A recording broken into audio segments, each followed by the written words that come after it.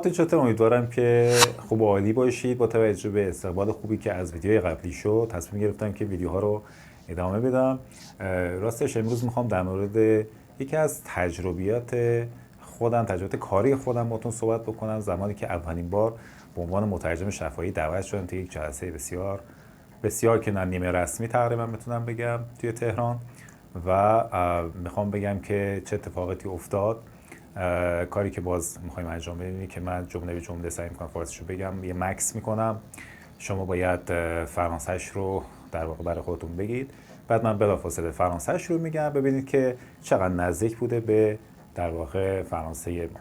خب اگر آماده باشین شروع میکنیم.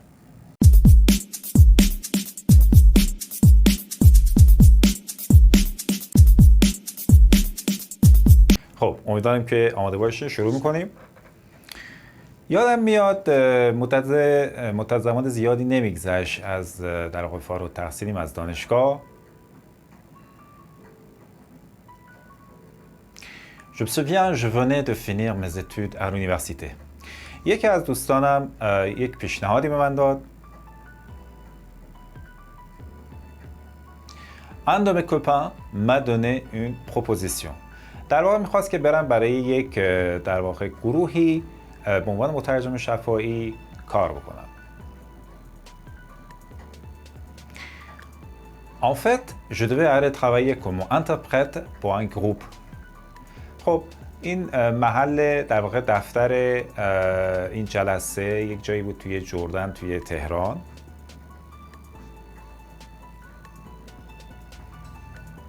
Je me souviens, le rendez-vous était dans un bureau à Jourdain à Téhéran. وقتی وارد شدم دیدم که یه چند نفر ایرانی و فرانسوی اونجا هستن. Quand je suis entré, j'ai vu qu'il y avait quelques Iraniens et quelques Français. یادم میاد همون اولش با اون فرانسوی های گپ و گفت کوتاهی داشتم.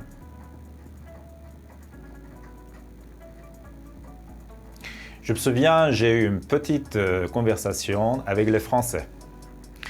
خب حالا داستان یا موضوع این جلسه چی بود؟ Alors c'est quoi l'histoire de la rencontre? در واقع یک گروه فیلمسازی ایرانی بود. En fait, il s'agissait d'un groupe de tournage de films iranien. اونا یک فیلم مستند درست کرده بودن. Ils avaient réalisé un documentaire. در واقع این مستند جنگ بین ایران و عراق بود.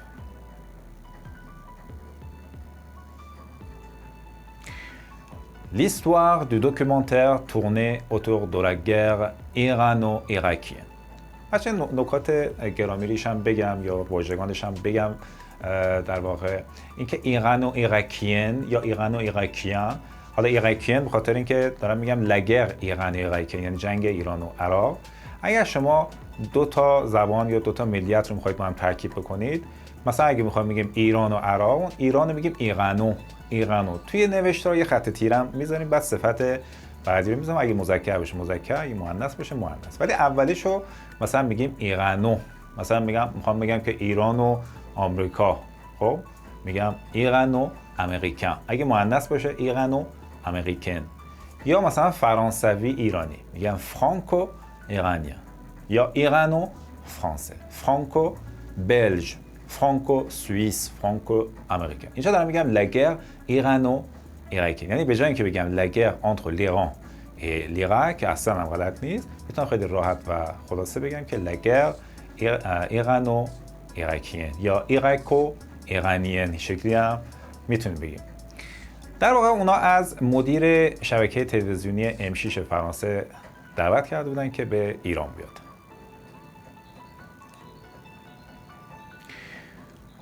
Pour dire la vérité, ils avaient invité le directeur de la chaîne de télévision M6 de la France pour venir en Iran. اونا میخواستن این مستند جنگ ایران و عراق رو در واقع به واسطه ایشون توی یکی از شبکه‌های خواستن که در واقع این مستندشون توی یکی از شبکه‌های معروف کشور فرانسه پخش بشه.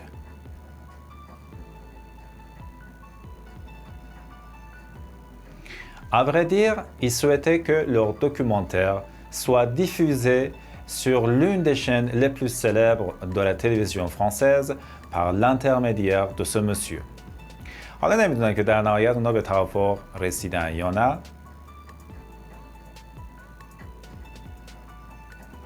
Je ne suis pas sûr s'ils sont finalement parvenus à un accord ou non. اما در نهایت این ملاقات 2 ساعته به اتمام رسید. Mais enfin, cette rencontre de 2 heures a pris fin. به جای finir میتونم بگم از prendre fin. La fin یعنی پایان، از prendre fin میتونم استفاده کنم. گفتم چی؟ Finalement یا enfin, cette rencontre de 2 heures a pris fin. به جای terminé یا a fini میتونم بگم a pris fin. اما چه درس هایی میشه از این ملاقات یا از این تجربه گرفت؟ Mais quelles leçons peut-on tirer de cette expérience? یا quelles leçons peut-on prendre de cette expérience? ما میتونیم بگیم prendre یا میتونیم بگیم tirer. tirer یعنی بیرون کشیدن، یه چیزی رو بیرون میکشین. اصلا ما به کشو میگیم le tiroir. پس tirer une leçon یا des leçons de quelque chose یعنی از چیزی درس گرفتن. Quelles leçons peut-on tirer de cette expérience ou de cette rencontre? خب من بار اول بود که به عنوان مترجم شفاهی دعوت می شدم.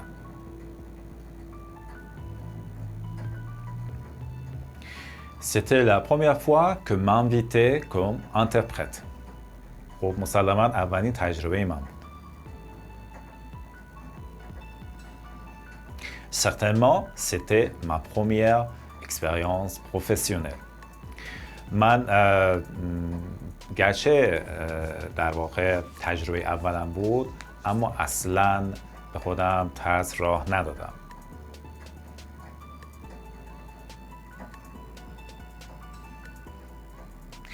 Bien que c'était ma première expérience, mais je n'ai pas eu peur. خب یک درسی که میشه از این تجربه گرفت اینی که شما اگر از چیزی میترسید نباید ازش فرار بکنید.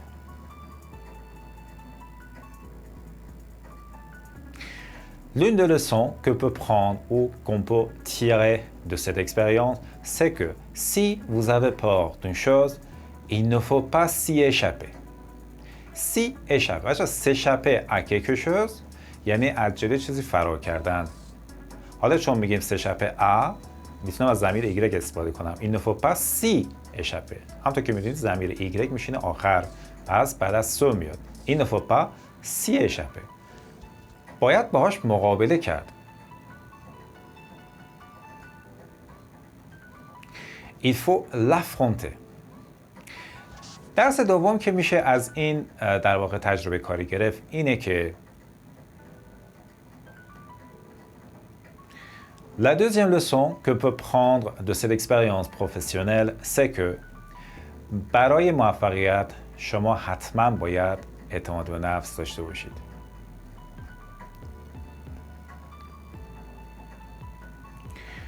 Pour réussir, il faut absolument avoir de la confiance en vous.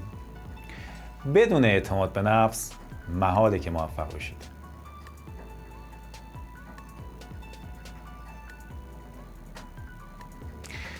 Sans une confiance en vous, il est impossible que vous réussissiez. خب اعتماد به نفس شرط اصلی موفقیته.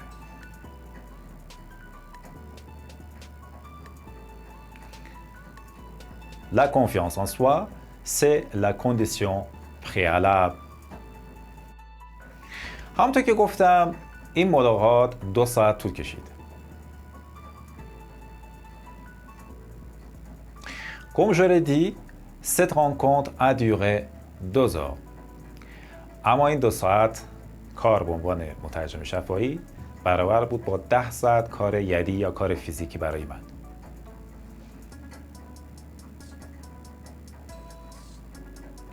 Mais ces 2 heures de travail en tant qu'interprète, c'était égal à 10 heures de travail manuel pour moi. نه تنها به خاطر اینکه تجربه اولم بود،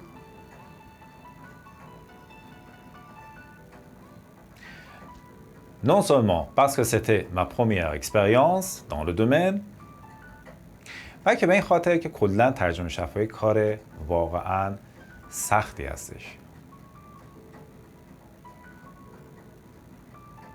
Mais aussi parce que l'interprétation, c'est une profession très fatigante. اچھا یه ترکیبی داریم توی زبان فرانسه، میخوام میگیم نه تنها بلکه، میگیم non seulement mais یا mais aussi. گاهی aussi رو میتونیم بگیم، گاهی میتونیم حذف کنیم. پس non seulement mais aussi. یادم میاد تا فردای اون روز من سردرد شدیدی داشتم.